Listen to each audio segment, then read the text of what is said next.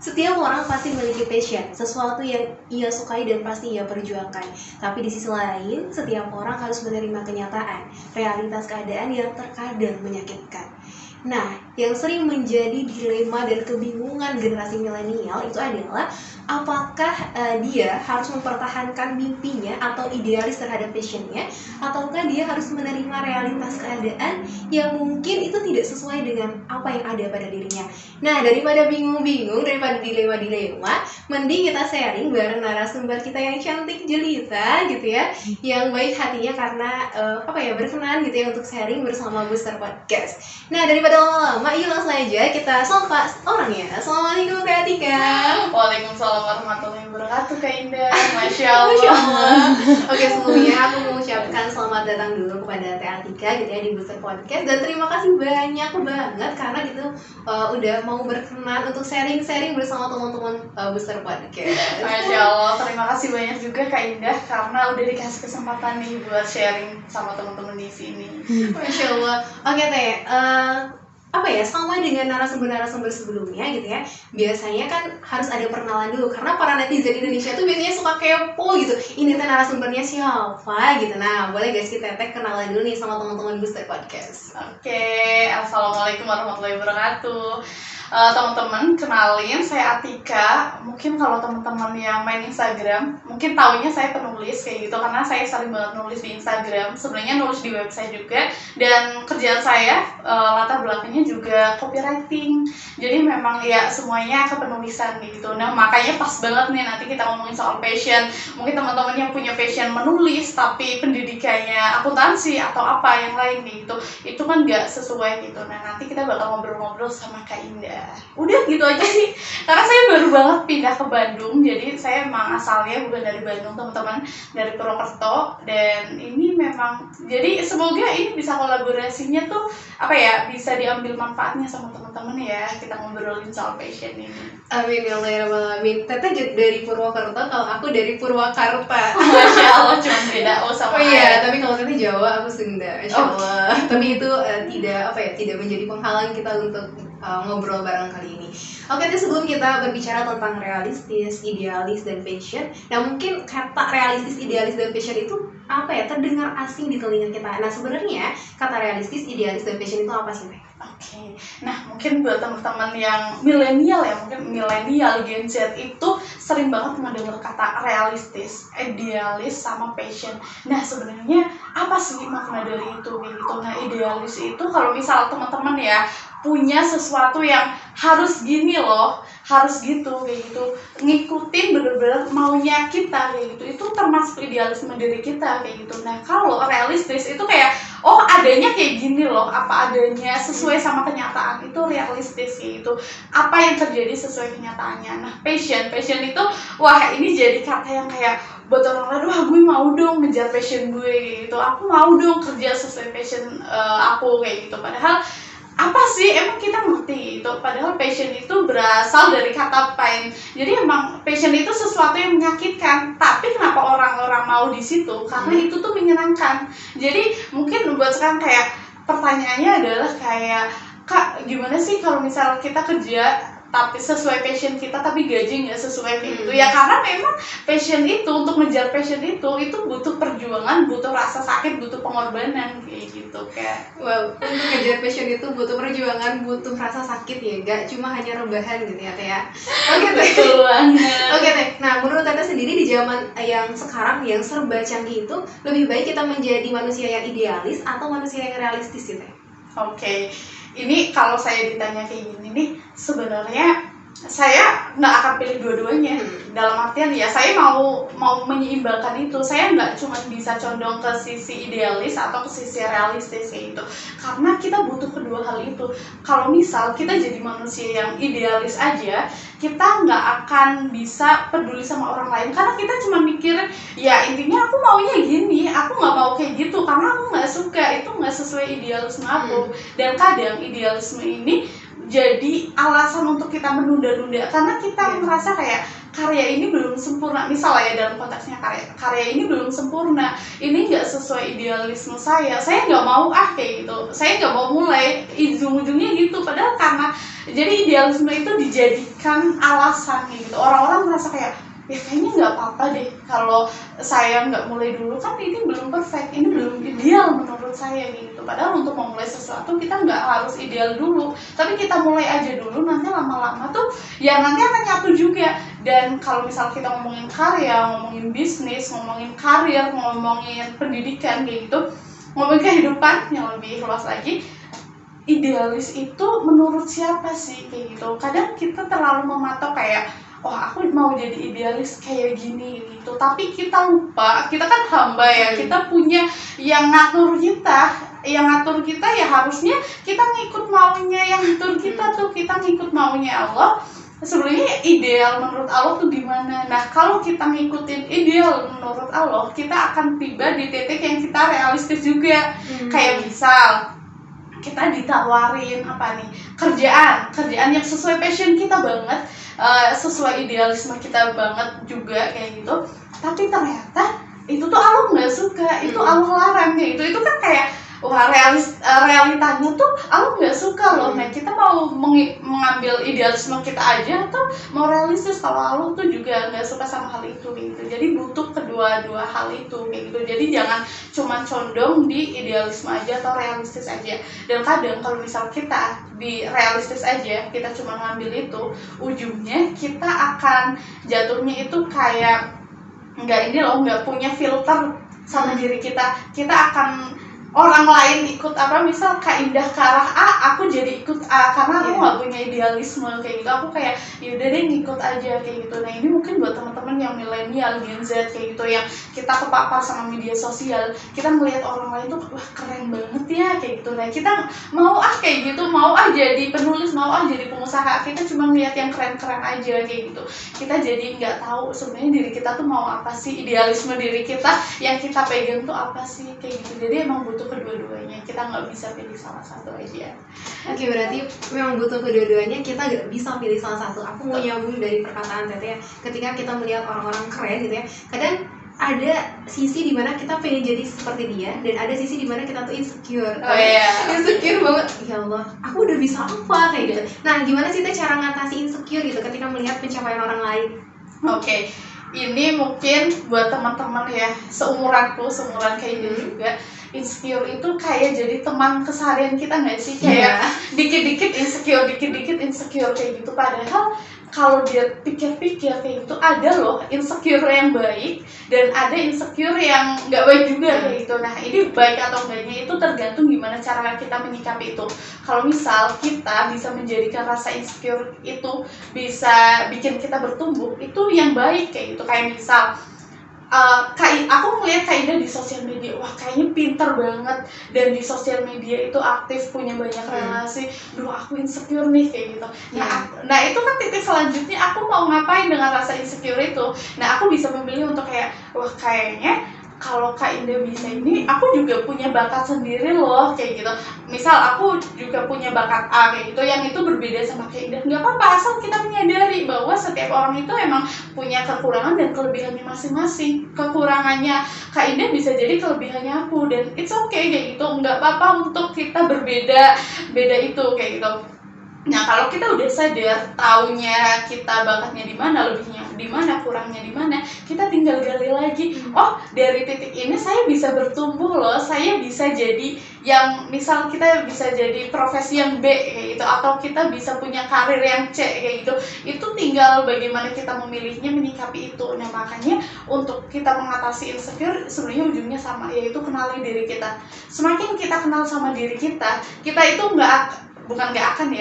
akan lebih meminimalisir kita membandingkan diri. Karena semakin kita nggak mau kenal diri kita melihatnya orang lain lebih terus, diri kita kurang terus. Nah padahal kan nggak ada yang namanya orang semuanya lebih, semuanya kurang gitu. Pasti ada sisi kelebihan dan kekurangan. Nah gimana untuk kita melihat itu, ya dengan kita kenal diri kita kayak gitu. Kalau kita cuma berusaha kenalin orang lain, ya gimana? Nah diri kita siapa yang peduli kayak gitu. Makanya kenali diri dulu, baru kita bisa melangkah-langkah selanjutnya apa nih kayak gitu.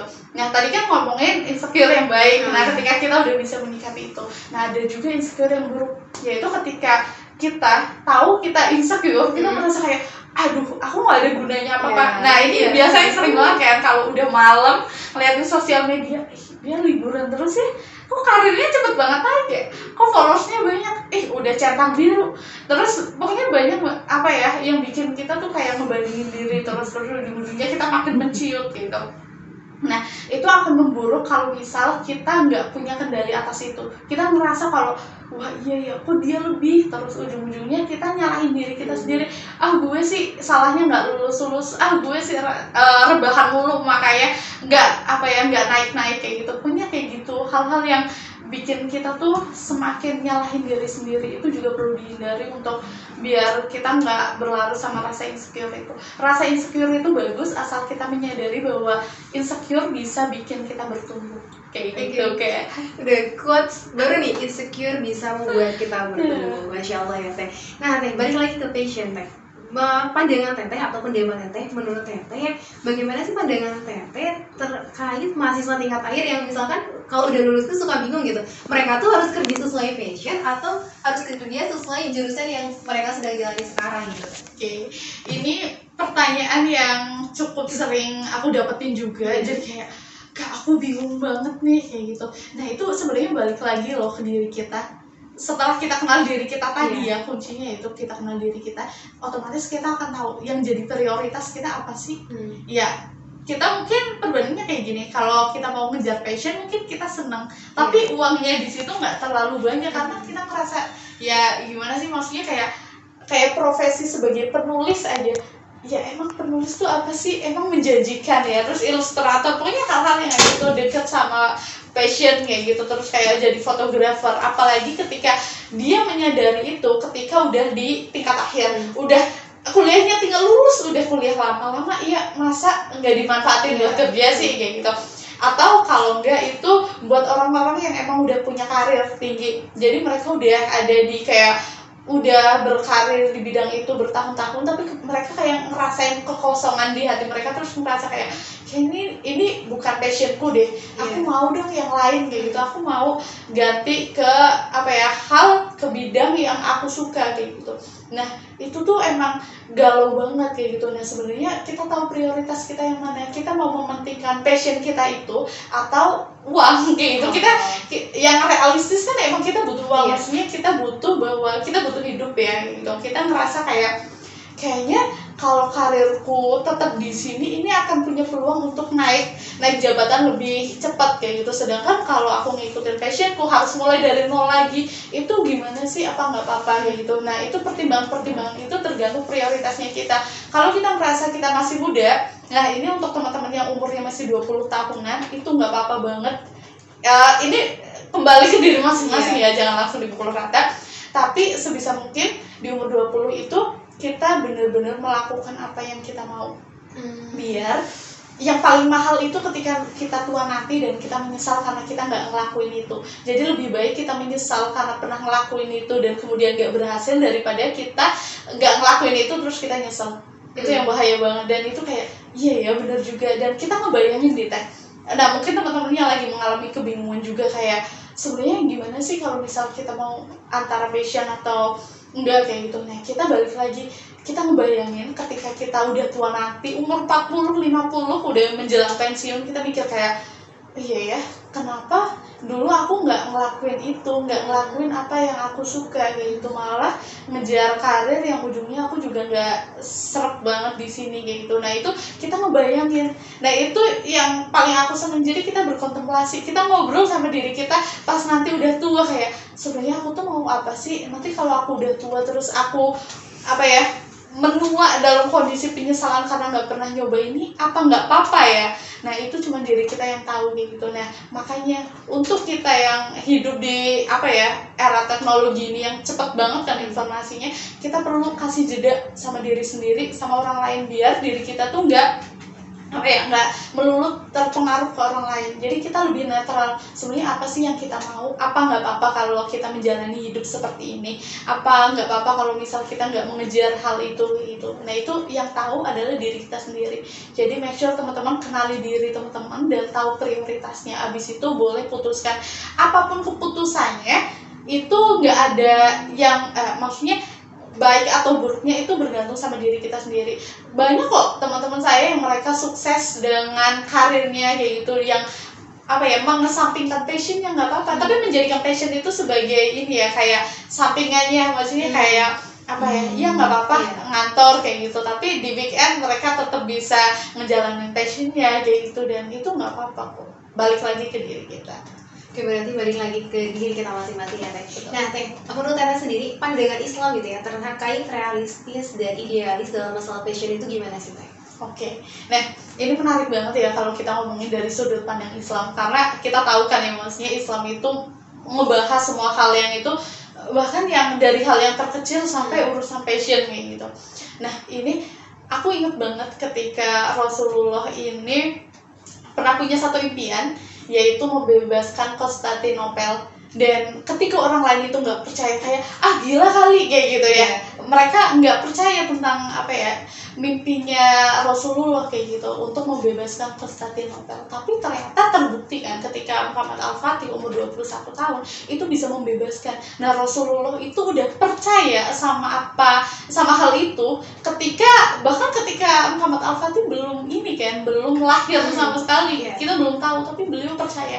Nah ini hal yang harus kita pelajarin banget. Sebenarnya kita tuh nggak apa-apa loh mau ngejar mimpi kita, passion kita, idealisme kita gitu. Nah Rasulullah tahu tuh sebenarnya beliau tuh ada di titik mana sih kayak gitu. Nah dengan kita tahu ada di titik mana, kita bisa menentukan langkah apa yang bisa kita lakukan untuk sampai ke hal itu, untuk sampai ke passion kita itu, untuk sampai ke idealisme kita itu kayak gitu. Jadi kayak oh iya ya, ternyata ketika kita bisa melihat dari sudut pandang Rasulullah kayak gitu. Makanya salah satu hal yang menarik ketika teman-teman saya nanya sesuatu kayak gitu tuh, biasanya kalau kita lagi diskusi, mereka akan selalu bilang kayak gini, dulu Rasulullah kalau dihadapkan sama hal kayak gini tuh gimana ya responnya kayak gitu. Nah kita balikin lagi, dulu Rasulullah pernah mengalami kejadian itu loh kayak gitu. Nah ternyata dulu juga pernah kayak gitu, ketika Rasulullah punya mimpi itu, untuk punya tujuan untuk membebaskan Konstantinopel, yang mimpinya tuh kayak wah pokoknya saya akan membebaskan itu kayak gitu. Dan ketika orang lain nggak percaya, itu beliau tetap yakin sama apa yang diyakininya. Nah itu penting banget buat kita. Kayak misal kaidah misal mau jadi yang sesuai passionnya gitu. News anchor mungkin. Nah mungkin pengen jadi news anchor gitu. Nah kalau kaidah yakin dengan mimpi itu kayak gitu, nah kadang kayak orang lain tuh mikir kayak mungkin ya kalau wah pendidikannya beda banget nih jenjangnya kayak gitu, atau orang lain tuh nggak mungkin, itu terlalu jauh kayak gitu. Orang lain ngerasa kayak itu nggak akan mungkin kayak gitu. Tapi selama kita yakin dengan apa yang kita mau kejar itu, kita percaya kok kita bisa sampai ke titik itu gitu. Itu kan idealisme kita ya, kita yakin banget kayak itu, walaupun orang lain nggak yakin. Tapi selama kita memegang teguh itu, insya Allah tuh Allah akan kasih jalan. Dan ketika kita kan udah tahu nih, oh saya mau ke arah situ, itu kan idealisme. Nah kita mengimbangi dengan realistis, saya ada di titik mana sih? Oh saya mau jadi news anchor, berarti saya harus belajar tentang ini, tentang itu gitu, yang itu melengkapi apa yang kita bisa. Dan ujungnya kayak oke nih, berarti ini saya harus melengkapi. Nah titik itu idealisme dan realistis itu nganterin kita ke sesuatu yang mau kita capai. Dan itu aku belajar banget dari yang mimpinya Rasulullah untuk memperjuangkan membebaskan Konstantinopel. Ya Allah, speechless. Masya Allah banget. Kan setiap change atau pilihan itu pasti kan ada dampak positif, ada dampak negatifnya. Nah apa sih dampak positif dan negatifnya ketika misalkan kita memilih hanya idealis saja atau realistis saja dalam passion gitu kan?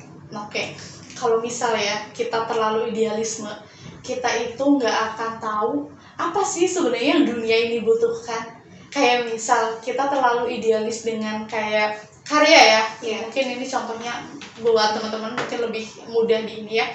Jadi kalau misal kita terlalu idealisme sama karya kita ngerasa karya kita itu bagus banget, padahal untuk orang lain ya elah itu belum apa-apa kali kayak gitu, karena mereka merasa itu nggak relate, itu nggak cocok untuk mereka kayak gitu. Nah itu kan kita cuma condong ke idealisme diri kita aja gitu. Dan satu yang perlu diingat, ketika kita terlalu idealisme sama apa yang kita mau, itu lama-lama kita akan besar kepala, kita akan besar dengan ego kita sendiri, dan itu bahaya banget untuk kita mau, kita jadi susah dibilangin. Kalau kita udah ngerasa bisa, kita akan berhenti belajar dan akhirnya kita nggak bertumbuh, dan itu bahaya banget untuk kita kayak, ya kita kan di situ-situ aja dong otomatis gitu. Itu kalau kita condong ke idealisme aja. Dan kalau kita condong ke realistis aja, ujung-ujungnya kita tuh akan hopeless banget, kayak aduh kayaknya nggak mungkin deh kayak gitu, karena kita ngerasanya ya jauh banget antara apa ya, impian kita sama apa yang ada sekarang kayak gitu. Jadi make sure teman-teman tuh butuh keseimbangan antara dua itu kayak gitu. Kalau kita timpang sebelah, ujungnya tuh kita akan kayak dibawa ke hal itu, kayak misal kita punya ego yang terlalu gede kan, itu nggak baik buat kita. Kalau kita terlalu realistis, kita jadi hopeless sendiri, terus ujungnya kita nggak kemana-mana kayak gitu kan. Oke, berarti teman-teman harus seimbang antara realistis dan idealis dalam menjalani passion ya Teh. Oke Teh, aku tuh mau nanya sama Teteh, apa sih pandangan Teteh ketika misalkan ada orang tua yang menuntut anaknya itu harus realistis dengan keadaan. Misalkan kamu tuh jurusan pendidikan kimia, berarti kamu harus jadi guru kimia dong. Sedangkan aku passionnya tadi di news anchor, dan aku tetap idealis dengan passion aku. Nah, gimana sih Teh pandangan Teteh, dan gimana cara menyikapinya gitu Teh? Oke, ini kalau ngomong-ngomong sama orang tua, ini emang agak berat ya, maksudnya kayak apa ya? Ya cukup relate lah, maksudnya kayak orang tua itu bahkan selalu memandang kita kayak, mau jadi apa sih kalau kita terlalu ngejar passion, itu mah apa sih kayak gitu. Bahkan ya kalau kita ngomongin sama apa ya, orang tua kita, bahkan nenek kita kayak gitu yang udah sesepuh kayak gitu, bahkan ketika kita ngobrolin kayak mau jadi news anchor, mau jadi penulis, mau jadi ilustrator, mau jadi fotografer, mereka kan mikir apa itu kayak remeh banget di mata mereka, padahal kan banyak orang-orang besar yang mereka lahir dari bidang itu gitu. Makanya kalau apa ya, sama orang tua itu kuncinya satu, komunikasi. Kita nggak bisa maksa mereka untuk ngerti maunya kita, dan kita juga kayaknya ego kita terlalu gede untuk berusaha ngerti orang tua kita, kayak ya bu saya kan maunya ini kayak gitu, padahal orang tua kita yang maunya itu kayak gitu. Nah kita butuh komunikasi, sebenarnya kita tuh maunya apa sih, maunya kita gimana. Nah kita nggak bisa komunikasi terus langsung bilang kayak bu aku tuh mau ini loh. Kita bilangnya bu sebenarnya ibu tuh maunya apa sih, jadi tanyain dulu maunya orang tua itu apa kayak gitu. Nah ketika udah tahu tuh kayak kenapa sih bu kok maunya saya jadi itu kayak gitu, kayak misal mungkin teman-teman relate ya, kayak banyak orang tua yang mau anaknya jadi PNS. Nah padahal anaknya itu kayak ya bu pengen kali kerja di startup, pengen kali jadi freelancer kayak gitu. Pokoknya hal-hal yang kayak apaan sih kayak gitu ya, mungkin di mata orang tua remeh kayak gitu, padahal itu kan juga ada loh yang bisa sukses di situ. Nah pas udah itu kita tanya sama orang tua, kenapa sih bu kok mau anak-anaknya jadi PNS kayak gitu, apa yang dituju. Nah biasanya mereka akan bilang ya udah terjamin, udah ada dana pensiun kayak gitu, udah ada kayak pokoknya banyak tunjangan-tunjangan lain. Nah kita tanyakan ke orang tua, nah bu kalau misal saya bisa ngasih janji nih sama ibu, kalau saya akan ngumpulin dana pensiun saya, terus saya akan akan punya sesuatu yang udah pasti setiap bulannya, apa nggak apa-apa gitu. Jadi kita coba negosiasi, jadi jangan langsung bilang bu saya mau ini, pokoknya ini ibu harus ikut ini ya kayak gitu. Itu nggak bisa. Jadi kita berusaha bilang dulu apa maunya orang tua, terus ketika itu apa sih kenapa orang tua mau itu, terus kita lobby lagi gitu. Karena kalau kita cuma memaksain diri kita aja, itu teman-teman apa ya, mungkin saya yang memegang ini, ketika nggak ada ridho dari orang tua, itu tuh mau segimanapun kerasnya kita, itu tuh akan ada aja masalahnya kayak gitu. Jadi make sure kalau teman-teman mau ngapain kayak gitu, ya pertama cari ridhonya orang tua dulu. Berarti yang terpenting itu adalah ridho orang tua. Teteh, kita udah banyak banget berbicara tentang passion. Aku kepo nih ke Teteh nih, kan Teteh tadi aku sempat ngobrol Teteh tuh dari akuntansi. Nah sekarang kerjanya di bidang penulisan. Berarti Teteh mengikuti passion. Yes. Nah itu pasti kan pengalaman Teteh lebih banyak dari aku. Pasti ada lika-liku mengikuti passion. Kan Teteh akuntansi, terus akuntansinya dipakai buat apa gitu. Nah itu gimana sih Teh lika-liku Teteh gitu ya, bekerja mengikuti passion gitu. Oke, kalau ngomongin soal kerja terusan sama passion kayak gitu, dulu tuh di awalnya juga saya nggak kepikiran sih akan terjun di dunia sosial media terus kepenulisan kayak gitu, karena awalnya emang mikir oh mungkin akuntansi nggak akan jauh-jauh dari itu kayak gitu. Nah kalau tadi Kak Indah nanya akuntansinya diterapin di mana, diterapin ke hal-hal yang emang keseharian. Kayak saya tuh sekarang lagi belajar banget soal financial planning, jadi aku terapin ke hal-hal itu kayak gitu. Jadi ternyata ada loh irisannya, itu bermanfaat juga kayak gitu. Dan ketika saya juga ngelola apa ya, ada sampingan bisnis kayak gitu, saya bisa tahu cara bikin laporan keuangan sendiri, cara ngebaca itu biar kita nggak dibohongin nih. At least kita nanti kalau kita punya tim kayak gitu kita nggak bisa ketipu karena kita udah tahu ilmunya kayak gitu. Nah mungkin bisa dimanfaatin di situ. Nah dulu pas awalnya di kepenulisan sebenarnya saya juga nggak sadar suka di dunia kepenulisan gitu, karena itu kayak wah ternyata aku bisa ya nulis kayak gini, coba kayak gitu. Dari coba-coba itu ternyata aku enjoy, dan ketika udah enjoy itu kayaknya mau diterusin deh, kayaknya sayang kalau cuma berhenti di sini kayak gitu. Dan akhirnya keterusan sampai sekarang. Dari mulai nulisnya itu dulu nulis cerpen kayak gitu yang ikut lomba-lomba kayak gitu, artikel, terus puisi kayak gitu, sampai keterusan untuk nulis konten di Instagram, terus nulis buku, terus sekarang emang kerjanya nulis terus, yaitu nulis konten-konten di sosial media, nulis artikel kayak gitu-gitu. Kayak jadi emang kayak oh iya ya, ternyata sesuatu yang emang nggak kita tebak itu bisa ya kayak gitu. Dan biasanya passion itu akan muncul tanpa kita sadari. Jadi biasanya tuh kayak muncul kayak tiba-tiba kita lagi bosen banget nih, misal kita udah lama nih kuliah kerja kayak gitu, terus tiba-tiba di weekend kita foto-foto kayak gitu. Kok aku seneng banget ya foto-foto, jangan-jangan bisa nih ya dijadiin profesi nih fotografer kayak gitu. Nah kita akhirnya belajar di situ, nah kita nyaman di situ, itu bisa banget loh. Iya ya, sesuatu yang gak kita tebak. Passion itu munculnya emang kadang tiba-tiba kayak gitu. Bahkan ketika kita nyari banget itu tantangan juga ya, karena salah satu mentorku itu juga nyari passionnya itu benar-benar nyobain banyak banget hal sampai sekitar 7 bidang kayak itu yang berbeda, dan baru ketemu yang terakhir, oh iya ternyata ini passionku kayak gitu. Di saat itu lo kayak oh iya ya kayak gitu. Nah makanya buat teman-teman yang udah nemuin passion itu beruntung sih, karena ketika kita udah nemuin passion berarti kita udah nemuin apa sih sebenarnya yang aku suka, sebenarnya apa sih yang aku mau kayak gitu. Itu jangan dilawan perasaan itu, karena itu biasanya muncul dari hati. Kalau misal teman-teman belum bisa menyalurkan lewat profesi, lewat kerjaan, salurin aja sebagai hobi kayak gitu. Coba speechless dan kayak relate banget buat aku sih Teh. Oke Teh, kita udah banyak banget ngobrol tentang passion dan banyak insight positif juga yang aku dapetin gitu. Nah ada gak sih sekarang closing statement nih dari Teteh untuk teman-teman booster yang sedang nonton, mungkin ya closing statement buat mereka yang mungkin sekarang sedang bimbang, sedang mencari passion, atau kayak bimbang passion mereka tuh apa dan cara apa yang mengembangkan passion mereka tuh bagaimana, boleh ditanya. Oke, Masya Allah. Kalau ngomongin soal ini ya, ngomongin soal passion emang gak akan ada selesainya.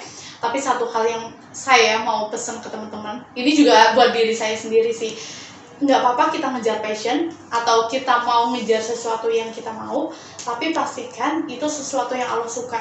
Jadi kalau misal teman-teman lagi nyari passion, lagi bingung mau pilih mana antara passion atau kita mau nerusin jalur yang udah kita seriusin gitu, kita minta petunjuk sama Allah. Ya Allah, saya mau apa yang saya lakukan, apapun yang kita lakukan itu engkau ridho kayak gitu. Kalau ridho Allah udah kita dapetin, insya Allah mau passion mau apapun itu akan Allah mudahin gitu. Jadi nah untuk kita dapetin ridhonya Allah itu nggak melulu kita cuma tinggal wah jalan aja mulus-mulus, enggak kayak gitu. Kita butuh perjuangan. Kalau misal perjuangan itu kerasa berat, kita harus nempuh pendidikan yang emang itu nggak gampang, terus kita harus melobi orang tua kita dulu, itu nggak apa-apa selama itu bisa mengarahkan kita ke sesuatu yang Allah suka, ke Allah yang ke Allah ridhoi gitu. Jadi kalau misal teman-teman bingung sekarang passionnya apa, udah duduk minta ke Allah, ya Allah tunjukkan saya mau menemukan sesuatu yang memang saya suka dan itu bisa mendekatkan saya kepada engkau, kayak gitu. Udah speechless, lagi speechless ya Allah. Jadi intinya apapun yang kita lakukan harus bisa mendekatkan diri kita kepada Allah Subhanahu wa taala. Ya Allah, terima kasih banyak Teh Atika atas sharing-sharingnya, banyak banget kayak insight positif dan aku speechless banget karena relate banget dengan aku. Dan buat teman-teman yang kepo nih sama Teh Atika, boleh follow Instagramnya dia apa Teh? Nah, buat teman-teman yang mau nyapa saya lewat Instagram itu boleh banget di @atika_cahya double A. Teman-teman DM aja di situ atau baca-baca tulisan saya. Semoga ada manfaatnya ya di situ.